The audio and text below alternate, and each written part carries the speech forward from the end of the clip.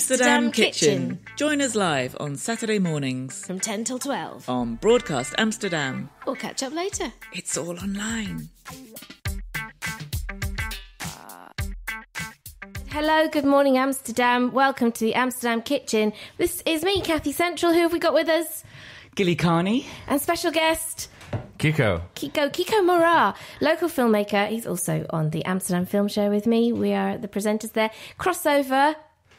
Yes, films and food, all sorts of good things to talk about. Yeah, and so the Amsterdam Kitchen's been off air. I think we did one episode in December or something. Yeah, was it only one? Gosh, no, I think we did a couple, yeah. Surely. Anyway, yes, we've had a break, so we've come back, we've refreshed, we've got lots to talk about.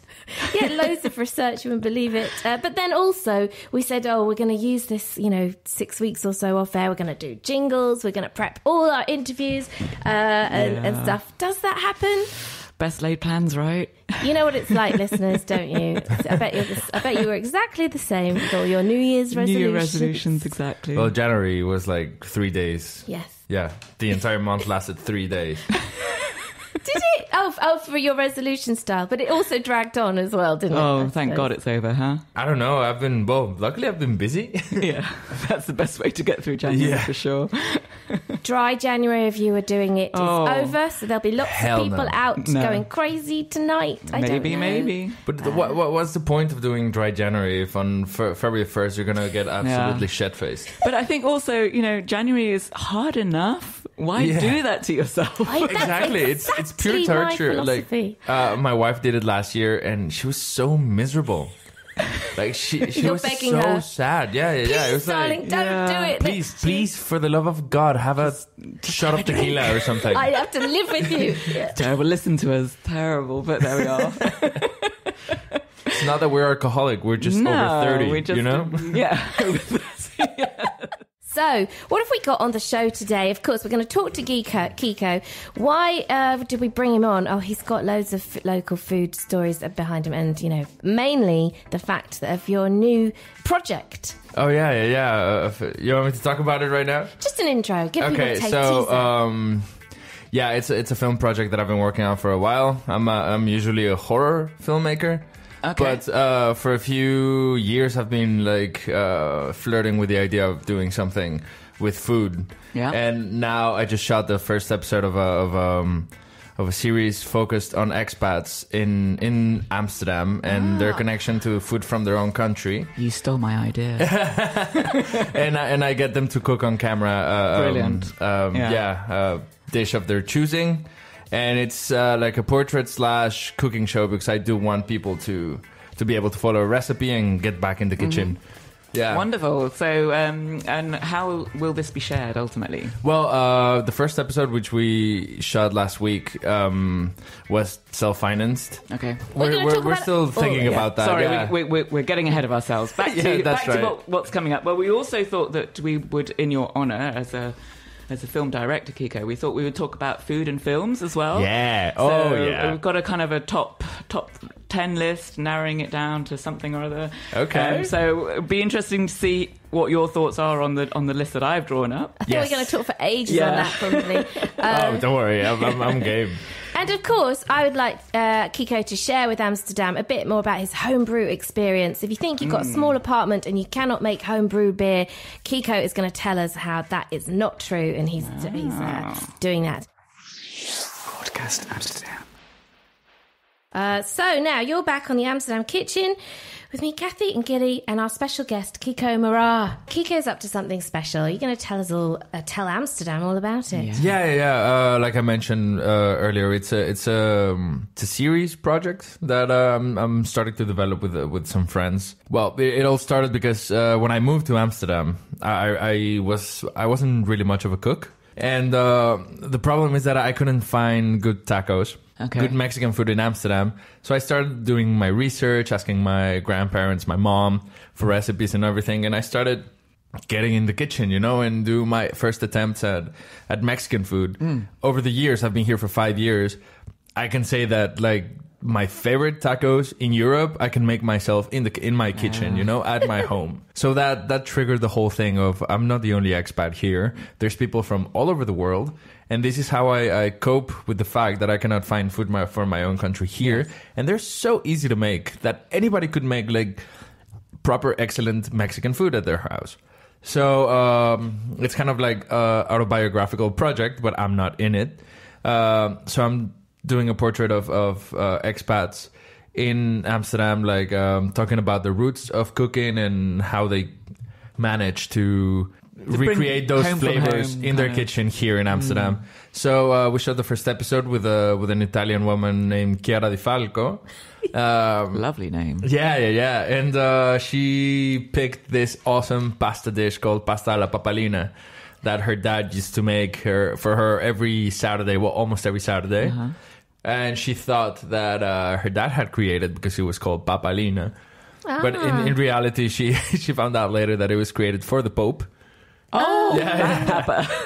Which is also Papa. Yeah. And so she talked to us a little bit about her growing up, how cooking was viewed in her family. And then she took us to the Dapper Markt to buy some ingredients to this amazing shop in the Westerstraat. And we just followed her around with cameras, and then back in her kitchen, she cooked us the pasta alla papalina. So, perfect. What are the key ingredients? The key ingredient is like a even easier carbonara. Oh. So you need some good spaghetti. You need parmigiano, like grated parmigiano, and prosciutto crudo, but like thicker. Okay. So you need to go to like a specialized... Yeah. You could go to a specialized Italian shop. There are many here. And you can get it a little bit thicker, like 1 centimeter, and then you just cut it. Yeah. And eggs. So it's a very similar procedure as in carbonara, but it's a lot lighter. And it's super, super easy. It seriously takes like 25 minutes to make. So I chose an easy dish for the first episode because I want people to get back in their kitchen and cook for themselves. Yes. Because it's so easy. Not to be stressed.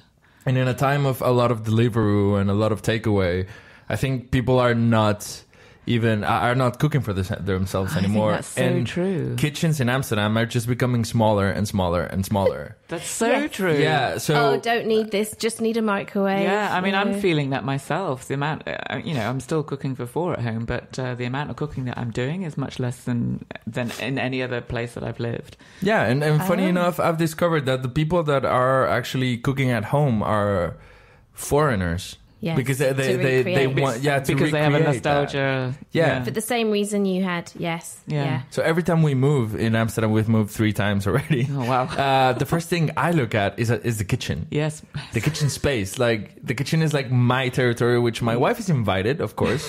That's nice. She has an unlimited visa to come in, but the kitchen's my space. Yeah. All right. If she listens to this, she's gonna get pissed off. But the kitchen's mine. Now I think it's really important to have a good oven. A nice pan, but it's really not that hard. No, You just and it can be really relaxing. You can cook and freeze stuff. Yeah. Anyway, so that's the story behind the project. Sure. Right now, we just shot the pilot episode, self-funded. Yeah. And after we finish editing and everything, we want to knock on some doors and see if there can a partnership can exist from any output, because like making the show is not super cheap. No. It's not super expensive either, but if we could use some help, we already have 6 episodes lined up. Yes. Yeah. Exactly. And because you're a professional filmmaker, that's what you do. Yeah, that's what I do. But I usually do horror and sci-fi. Yeah, so this is a real departure. It's a stretch, yeah. Were you tempted when you were filming? Were you tempted to kind of use some horror angles? Or stab yourself, stab your arm, cut your finger up. No. Well, yes, Cathy. There is blood in it. I have had blood in the kitchen recently. That happens. It's funny enough, like one of my dream jobs always has been like to direct a show kind of like Anthony Bourdain. Yeah. That's my dream job because it's just traveling and eating. I love to travel, and I travel because of the food. And it brings out the best in people, always food. Yeah. And it's a good way to learn the culture of absolutely any country you're visiting. I was in Vietnam last year, and I understood so much about the people through the food that I was like, okay, I need to start learn how to make some Vietnamese food. Yeah. So this was the Italian lady cook, ex-lady cook. Italian food in the first episode. Can you tease us with who else you've got lined up if you get funding and stuff? For the second episode, I have this really good friend. He's a Japanese man who's been living in Amsterdam for around 23 years. His name is Cass. And he loves beer. He loves cooking. He loves food. And he has finally agreed to do the episode with me. Okay. And he chose okonomiyaki, which is really, really nice, kind of like brunchy dish from Japan. And he's also going to teach us how to make onigiri, which is like a good thing that you can make for your kids and send them to school. And it's like a really healthy thing to do. An alternative to the cheese sandwich or the cheese roll. Exactly. It's essentially like a bowl of rice with some seaweed on the outside, so you can grab it. Yes. But the feelings are like the possibilities are endless. Yeah. That sounds lovely. And so Really that's Japanese coming up on Kiko's expat food series. Other cuisines. We're still thinking, talking to some people. I want some Mexican people there. Yes, Of course. I want someone to do Mexican food. I've been asked to do it myself, but I'm still debating that. I was talking to a man from Botswana. Yes. And we'll see. Like, I don't know. I still don't know where this is going, but I'm so happy that it's already happening. So if you're listening, guys, you can tweet Kiko at Kiko Morah, and we'll put his links in on broadcastamsterdam.nl in our blog to the show. Because, you know, maybe you're sitting at home thinking, I do really lovely food from my home and I want to be included or whatever, or you have a friend. It seems like you're open for ideas. Yeah, for sure. I still have like 3 open spots. Should do some British. I was thinking, what would I cook? I don't know. I would do Shepherd's a pie. Pie or roast dinners. I mean, but there's pie quite a is few good. people doing roasts. A Sunday roast. You should that would have be nice. seen the Yorkshire puddings I made at Christmas. Yeah. They were enormous. Oh, well done. I think because I was in Yorkshire, and I think maybe there's something in the air because they were the biggest ones I've ever made. Yorkshire puddings is like a pancake batter, but they grow really They big. explode, don't they? But that's sort of also part of like the fun of cooking. When it gets chaotic and you don't really know what you're doing, it's like, I'm not sure this is going to work out. But then you put it on the table. Yeah. You're exhausted from 3 days of cooking. Yeah. And and it's finally here. And everybody just seems to love. Well, that's the thing, because you as the cook, actually, you get a kind of fatigue, don't you? You kind of can't taste it anymore because you've been over it for so long, or your nose is so full of all the smells that are going on. Yeah, and usually so you sit down and you're not hungry yourself. Exactly. So it's so lovely when there are people around you who then say, this is fantastic. Yeah. So for people who are listening, and they think, I want to see this episode, especially the papalina, which is like the Italian pasta this lady made for you. When's it going to come out, and how can people follow? I'm editing right now, yeah. So I'm pretty sure that in a couple of weeks I'm going to be able to share like a trailer for it. Yeah. But for the episode, I would say like don't hold your breath. I'm still. It's the first time that I make a documentary, so I'm still discovering it on the way. You know, this is a personal project. To you. Completely so personal. Is something you're doing really in your spare time. It's not. Yes. Yeah. And documentaries, it usually takes form in the editing room rather than shooting a fiction. Yeah. Because so many things that you were not expecting happen during a documentary, and something that you maybe ignore while shooting in the editing room is like, wow, this is actually really powerful, and takes the story to a completely different thing. Yeah. So I want to take my time, and I want to really, really like evaluate. We have like 9 hours of footage that I have to review. Oh my goodness. Yeah, so I'm taking it slow, but you will see it, I promise. And let us know. The best way, I guess, you've got your website, kikomorah.com. Yeah. You can check it out on my website. That's more focused towards work, but I'm definitely going to share it there. I'm going to share it Broadcast Amsterdam as well. We'll share it. Yes. And you're on Instagram as well. And I'm on Instagram as well, Kiko Morah too. Broadcast Amsterdam. We're back on the Amsterdam Kitchen, and we've heard all about Kiko Morah, local filmmaker. He's got a new expat food series coming out. Look it up. But something he's been doing for a bit longer is making homebrew in Amsterdam. How does that work? Well, I started brewing beer last year, like in the middle of last year. I've been doing fermentations for a while now. Like I was saying, I ferment my own kombucha. I used to ferment like water kefir, kimchi, hot sauce.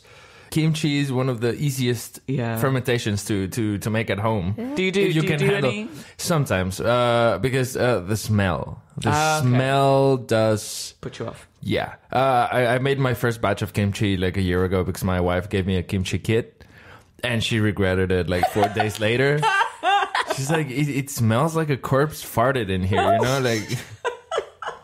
So when we finish, that's in the fermentation process, but when it was finished and it was in the fridge, it was fine. Yeah. Although now we're out of kimchi, so we're like in a crossroads, you know, like fuck, dude, bracing yourself. Yeah, dude, we gotta get ready for the kimchi season, you know, like and maybe do it before the summer. So I love it. Fermentation, it just means like it's a controlled reaction. Rotting process. Yes. So you just need to really think. So the essential ingredient is time. You just need to wait for things to rot, but you have to control. But the control is the element. The right? control is the other element. So for any kind of fermentation, including beer, is just a mix of yeast and sugars. Yeah. And how the yeast is gonna eat the sugars and create the byproduct. yeah. So the natural next step was beer, because I love beer, and so I found this group. It's called the Fubar group, and it's a group of home brewers that meet in a bar in the Pipe, like every second Tuesday of the month. Okay. And they all bring the beers that they're working on, and you taste them, and Nice. and you give each other feedback, and you talk about it. So that's how I've been learning that, and through YouTube. Like I always learn everything about cooking through YouTube. Like it's a great cooking Yes. school. It is a good resource. Yeah. Particularly like the Bon Appetit YouTube channel, which is amazing for cooking, and there's a couple for home brewing. So I started with these really easy ones that are malt extracts that's already hopped. So you just put it in a big ass fermenter with hot water, mix it, and when it brings down, you add the yeast, and that's it. So it's basically instant beer. You just put it in your fermenter, and you just wait for like 14, 15 days, and you add the dry hops. Not really instant. But I mean, compared to a normal brew day, it's basically instant beer. Okay. And in the end, you have like a pretty decent IPA or a pretty decent lager, even a stout. Kiko, what I've found about homebrew, any homebrew I've ever had is flipping strong. Yeah. Really? Yeah. Is it high alcohol? Like, do you get really drunk on just one batch? No, actually, I've had the opposite problem. Like, usually my beers are too light. Like I'm shooting for a 6%, 6.5% beer, and I usually get like a 5%. I think as always it depends on the amount of water that you're adding in the at first, because and the amount of sugars that the yeast can eat. So I wouldn't know, and it also depends on the type of brew that you're making. Like if you're making an IPA, it could be anywhere from 4.5, like a session IPA, all the way to 8-9%, which is like a double IPA. Yes, that will knock your socks off. Yeah. Well, it's still lower than wine, having said that. Yeah, and I find them, like, I love wine, but beer is my thing. And after a while, I decided to go for full grain, which is like the proper way of brewing, which is you get malts, different kinds of malts, barley, oats, wheat. You crush them. You need a mill. You mill them, and then you steep them in hot water, and you boil them in well, Make a kind of porridge. sort of. Because then you take it out, like you can put them in a bag, and Oh, I see. Yeah. so you boil all the sugars out. You extract as much amount of sugar, so when you take it out, you get this very, very concentrated sugary water. So that's when you add the hops and blah blah blah, and then you put it in you have to drop it down in temperature fast enough so it doesn't get contaminated, which is, I think, the hardest part of home brewing. And then put it in your fermenter and stick it in your closet for, I don't know, 14, 15 days. Like we all just have empty closets that can be used for massive vats of beer in Storage rooms. Amsterdam. You can put it in your kitchen and just like put like a tablecloth on top. I don't know, like. Yeah. And if you do like a small batch, like 10, 15 liters, it's really not that big a vessel. Do you have like things hanging from the ceiling, like beakers or receptacles? But no, not at all. That's a good word. No. Not at all. You I can just store it have all. a big pot. Yeah, one big pot. One big pot and one fermenter. That's basically, in essence, that is all you need. Uh-huh. Now, the way you transfer from the pot to the fermenter, Yes. or the way you cool down the beer, you can get like upgrades and upgrades and upgrades and upgrades, and you can build up your tiny little brewery. But in essence, you only need a pot and a fermenter. Wow. And I guess you can just order it on the internet, or would you say Yeah, you can yeah. get it locally? There's a really nice store here in the Netherlands in Almere called Brouwmarkt, and that's where you buy all of your stuff. Like Brouwmarkt, Yeah. as in like brewery. Yeah, like yeah, yeah. Brouwers That's Groot. usually where I buy my fermentation buckets, my malts, anything that I use for fermentation. I usually buy it there online because, like, no offense, but who wants to go all the way to Almere? Yeah, of course. Almere is a bit of a satellite town, maybe even a city. I don't know. It's not that fun, Nobody is it? knows. No. No, but it's the Amsterdam mentality, isn't it? It's like, oh, it's so far away. Yes, Almere. It is kind of far. So I ordered a bunch of stuff online, or if someone with a car wants to go, Yeah. then I'll take the car. Yeah. But it's fun because it's also a fun activity to do with your friends. Like last October, I made with two friends of mine, we made a pumpkin ale. And wow. so it was ready by Halloween. Yeah. And it's like this, we made it dark, so it was like this nice and dark, and it Yeah. smelled like pumpkin pie. And it was That really, sounds really good. nice beer. Then I made a mango IPA, which is just making a regular IPA and then adding like a shitload of mangoes during the second fermentation process. And you just get to experiment. So you just experiment. Yeah. Sometimes like it goes horribly wrong. Well, like, okay. So now tell us what's been the worst. Well, I made an English porter last year, and by the time it was ready in the bottle, it was so sour. I was like, "What? I have no idea what went wrong. I still don't know." But just- for the first few days, it was kind of drinkable. You know, it was like a nice sour porter. But then it just went to too much, and it was disgusting. Oh, what a shame. Oh, Yeah. But like my buddies from the Foo Bar homebrew, they help me out. They always help me, like when I have questions. Like we have an email, and everybody's super nice. So Yeah. I bring my beers, they bring theirs. We exchange bottles. We just drink a lot and talk about beer all night. Yeah, that was. Remember, we had Tina in from 010 Beer Blog, and I remember she was saying the same. Like the community, the beer brewing or beer tasting community is just very. It's not competitive. Like I'm not going to tell you my friendly. secrets. Yeah. No. There's one homebrewing club that you have to pay like a membership to be in. But Foo Bar, it's just open for everyone, and even if you have absolutely no experience in homebrewing, you can just drop by on a one meeting and start learning. Yeah. And it's not an expensive hobby to start, would you say? Well, it's not cheap either. Like, give us a ballpark figure. well, I mean, compared to the amount of money that I would spend on beer in a month, Yeah. let's say that I can make 20 liters of beer for like 27 euros. Okay. So it's actually really, really cheap. Yes. And that's because, you can just buy like a bucket fermenter, which are like 15 euros. And if you use the like kind of like the instant pouch, you can easily for 35 euros make like 25 liters of beer. So you can make it for a party and stuff. And I think it's really, really cheap. Yeah. If you want to do something a little bit more special that requires more malts, or different kind of hops, then it can get more expensive. Yeah. And once you've made the initial investment in the fermenter and the buckets or whatever, then I guess it pays off. Yes, exactly. It just You're all the time you're off. having like your nice home brews and your home bros, and then it becomes really fun. Do you ever repeat? You make a batch and you think, I really like that. That worked really well. Do you repeat it, and do you find that it works the same, or? I tried to make like the same IPA twice, and it was slightly different the second time. I think it was better. Maybe because I was more conscious about the variations. Yeah. Because the thing about the difference between, say, fermenting kimchi is that there's the recipe you can say like, oh, okay, add 2 tablespoons of salt. And I just like grab 2 pinches of salt or maybe 3. And I just don't really measure when I'm fermenting anything, except maybe for kombucha, because I measure the tea and the sugar.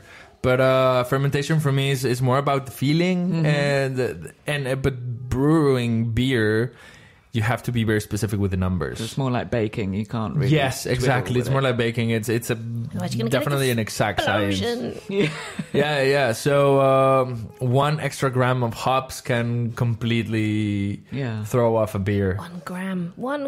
Tiny little gram. I don't think I would be built for doing beer because I'm so not accurate. I'm like you with the More of a me too. That's why my first beers were not great. But now I still have to, and I do want to buy some more gear. But my wife already said like, okay, no, the whole kitchen is completely covered in fermentation projects. More of a brewery than a kitchen. Plus all your filmmaking kits. Oh my gosh. So like in the future, if we move to a bigger house, then I am allowed to expand to expand my brewery. Yeah. And now, so we must give the listeners a shout out to this food bar group that Kiko's been talking about. It's spelled FOEBAR. I like it. So you meet in a bar and the bar doesn't mind that you bring your own beer. No, actually it was the patrons' idea to do our meetings there. That's so nice. And so since it's on a Tuesday, it's a day that the bar is slow anyway. And it's like 15 of us. And we have a rule. You start with a beer from the bar and you end with a beer from the bar. So Good in the end, the bar is going to sell 30 beers as it is. Great. Yeah. Shout out to them, shout out to Yuri Fooders. Yuri Hege, who opened very recently a really good restaurant in the Rokin Headlager House. 50 taps of beer and great food. Great. And wow, I love it. And really being accommodating there with the local homebrew group. If you like the sound of that, Amsterdam, check it out. We've got some pins on our Pinterest board and we'll do a blog on the show on broadcastamsterdam.nl. Hopefully you'll find out somewhere. Thanks for all that. Broadcast Amsterdam. Kiko, you've been out and about in your neighbourhood. Yeah. Well, I live in Amsterdam Oost, East, for those who don't speak any Dutch. So there's this place around the corner from where I live called The Bab. The Bab. I don't know what it means, but it's on the Kamperstraat. Like right opposite corner with the OLWG hospital in close to Oosterpark. That kind of area. And it's a really small Korean street food joint. There is no reservations. Like you come in and you can sit on the bar, or there are really small tables, or you can just take away. And their menu is really small and really simple. They have like Korean fried chicken. They have some. Do they have sticky pork? They have sticky pork, and they have my favorite thing about that place is the kimchi pancakes. Oh, they're amazing. Yeah. So we usually get like two portions of that. One for me, one for my wife, because they're so good. There's no sharing going on. Yeah. And it's a really casual place to go eat. It looks, from the outside, it looks a little bit fancier than it is. It's actually really casual. The people there are super nice. And I've been there already a couple of times. We've been there for takeaway and for dinner there. And I just really, really recommend it. Yeah. It's a good location by the Oosterpark. Brilliant. So that's called The Bab. The Bab. Thanks for that tip, Kiko. And thanks for representing the East, because we don't often get that way ourselves. So. Represent? Yeah. It's so true. We've got to do that to get out It's and a about. completely different city. Yeah, I'm sure. But... If you've got some tips, listeners, please let us know. And get us out of Oud West. We're particularly looking for tips out of Oud West and South, South. So come on, hit us up, text us. No, well, you don't have my number, so you can't. So tweet. But you can tweet us at Broadcast AMS or at Cathy Central at Damn Kitchens. From the creators of Fooders, like my favorite beer bar in the pipe. They opened the restaurant where the food looks amazing. I went to the opening, and I had the best buffalo wings I've had in Europe. Like tasted just like in the US, and breaded deep fried cauliflower, and they have great tacos plus 50 taps. It's on the Rokin, and it's called Het Lager House. And it's brand new, so go for it. Like, go have a beer, have some food. And you were saying, so you can either go and kind of sample some beers and have some bites along the way, or you can do a proper dinner. They have like rabbit stew and mussels, like boiled in beer and that kind of stuff. All like, good things that go with beer. Yeah, everything that goes good with beer. Plus, they also have natural wines. Oh, okay. Yes. Yeah, which is a thing apparently. Yes, like, I'm still not sure so. what it means. They're basically unfiltered. We had a guest from Chabrol Wines just before Christmas on, and he he donated a bottle to us while we were on air. Yeah. That was Very a good show. nice. Broadcast Amsterdam. You're back with the Amsterdam Kitchen, Geli, Carney, Cathy, and our special guest, Kiko Morah. Kiko's also on our Amsterdam Film Show, so with our crossover with the Amsterdam Kitchen Show, we've got a different segment this week, food in films. What are our favourite films with food? Gilly's been researching this topic with the help of IMDb already. Yes. Okay, and then at number 1, top movie according to IMDb for food is Ratatouille with 603,000 votes. I'll say that. Like, that movie looks delicious. Like, every single dish. Yeah. And I think in animation, only Miyazaki had ever pulled that off. Okay. Like, because in all his movies, the ramen, all the food looks amazing. But in Ratatouille, like, they took it like a completely step up. Even the bread looks amazing in that movie. Yeah. And I agree. And it's animation, which is, you know, just like... you want to eat How can you feel that so much when it's just animation? So that does look amazing. And I agree. Maybe not for number 1. But it's up there as it is it is definitely top 5 for me. Yeah, and undeniably focused on the food and the memories that food evokes and all that kind of stuff. The little Yeah, rat. and I love what they say about this. Like, not everyone can be a great chef, but a great chef can come from anyone. Yeah. Yes. And that is true even for cooking at your own house, people. Yeah. Yes. Well, you were saying that yourself. You've come a long way in the time you've lived here. I never thought that I would Brought be out the able chef in to you? cook the way I cook now. I sometimes like pat myself on the back a little too much, but like when I eat what I cooked, it's like, wow, did I make this seriously? I love that, yes. Anyone can cook, guys, which is the meaning of the story. Ratatouille, the film. My name is Cesar. I'm Robin. We're from Mr. Mortgage, and we help people from abroad that came to the Netherlands to buy their homes. We had a different idea of how to serve and assist our clients. So we started Mr. Mortgage. The language barrier, coming from a different country, who can you trust, who is friendly. We have set up a whole network of real estate agents and notaries and such. We know we can trust with this focus group serving international clients. www.mrmortgage.nl. Cool, thank you to our sponsors, Mr. Mortgage. So we had our list sourced from IMDb of what the general public think are the best top 10 films with food in them. Weren't that impressed, but we've got our own picks. You have a really good one, Kiko. Well, my pick was Chef, written and directed by Jon Favreau. He directed Iron Man and The New Lion King, and Also an actor himself. And also an actor himself. You can remember him on Friends. He was Monica's boyfriend, millionaire boyfriend for a while. The one who did the wrestling thing. Yeah. And well, he has this passion for food, that you can like really, really see. And so he wrote and directed this movie about a chef called Chef Casper, and he's this really, really driven, hotshot chef in a restaurant, but he was like huge 5 years ago, and he hasn't changed his menu in years. So the biggest reviewer in town like gives a really bad review. Yeah. So he gets really motivated to do like a new menu, but he then clashes with the owner, so he quits, and he has to start again. And he starts with a food truck. Yes, making cubanos. You see the passion for food in this film, because it's one of the only times that I've seen that they actually use real ingredients and real food, and it's not tempered with to look nice on camera. That's right. And in a way, because I also saw this movie, but I was kind of thrown. I wasn't sure what I was watching. Am I watching a movie or am I watching a documentary? You know, a kind of a docudrama thing. Because the cooking scenes, like if you watch that scene a couple times, you know how to make that dish. Yeah. Because it does go step by step. Yes.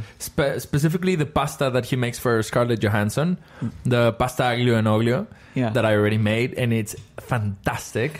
And then when he makes a grilled cheese for his kid, he doesn't skip any steps. And it's real butter on a real hot skillet, you really appreciate that because it doesn't look fake like in other food movies. Yeah. So that's for me like my number one pick, and I think that's the one that motivated me to really start cooking, to the point that one day I made those sandwiches from the movie. Yeah. Oh, in Took Amsterdam. me 2 days. Yeah. But they were so worth it. 2 days. Oh, that's dedication. And if you're listening to Kiko thinking, oh, those Cubanos, the good news is that we've met a guy who's making Cubanos in Amsterdam, and you can check him out. Yeah. Let me see if I can find him. Oh, I don't know. We'll give you a link to his stuff. But there is a local guy making Cubanos for you, so our very own chef story. Yeah. We've got some other films. Geli, you like Tampopo? Yeah, Tampopo, again, unfortunately, I didn't have time to re-watch it. I would really like to, because it's been a long time. Yeah. And actually, you know, I watched it as a kind of 19-year-old, I think. So, you know, the world of food was, you know, I liked food, but I wasn't really, you know, someone else was doing the cooking at that point. And there also is a kind of, if I remember this rightly, quite a kind of sexual element to some of the foods. Yes. And went right over your head. Well, I didn't know what to make of it. I remember that feeling. Like, what is going on here? And so I would really like to rewatch it. It's certainly it does score high on the IMDb list as a rated movie. Yeah. It's 7 point something, so it's definitely up there. And they were showing it in Lab 100 Elf last year, and after the movie you would get a bowl of ramen. Yeah, because they've remastered it, so it's looking good now. Tampopo from 1985, but it's remastered. Try and check that out, Amsterdam. I've got a couple. I Am Love, which is starring Tilda Swinton, but it's by Luca Guadagnino, who also did Call Me By Your Name. But I think I Am Love is actually in Italian, so you might see it with its Italian name. I forget what the Italian name is, but it's set in Milan, and it's very rich, and it's about this rich people's lives. And a mother, she has an affair with a friend of her son. And where does food come in? Well, the friend of her son is a chef, and he has his own restaurant and set up in the mountains and stuff, and she goes there. But also she has this family special soup that she cooks. And I'm going to do a spoiler here, that she cooks it for her son, and it's a special dish that she cooks for her son with amazing soup that takes, like days and loads of preparation and secret ingredients. No one knows what she does, but it's her dish. And then she has an affair with her son's friend, and she talks about this dish and shows him how to make it, I think. And then he recreates it at some stage at this special event, and then his friend works out there's something going on between his mum and this guy, because how does he know how to make the special soup? So the soup is the kind of, plot conductor. thing, inciting incident in this film. So that's I Am Love, bit of an art film, and it's in Italian. Get it with English subtitles. Beautiful Italian Milan rich people as well. Bit slow. And then also finally a film, which is old one, 1996. It's called Big Night. And I think it's about Italian Americans, and their restaurant is kind of failing. They've got a local competitor, and they really have to pull it out of the bag. So they plan a big night, and everything goes into this really special Italian food. Think of like this long process of... It's feast. Yes. Yeah. And they make this kind of mythical dish. Il timpano. Yes. That it's this like in a kind of in a Dutch oven, like covered in like pasta dough. They make like kind of like layered lasagna, and then they wrap it, and then there's like you have this gigantic ball that you slice like a cake. Yeah. And it has like different layers of pasta and style. Yeah. and meatballs, and it's so weird. And it's kind of I think it's made up. Like it's made up for the movie. Like it doesn't really exist. Yeah. But a friend of mine made it. Of course. I want to meet your friends. Yeah. Yeah.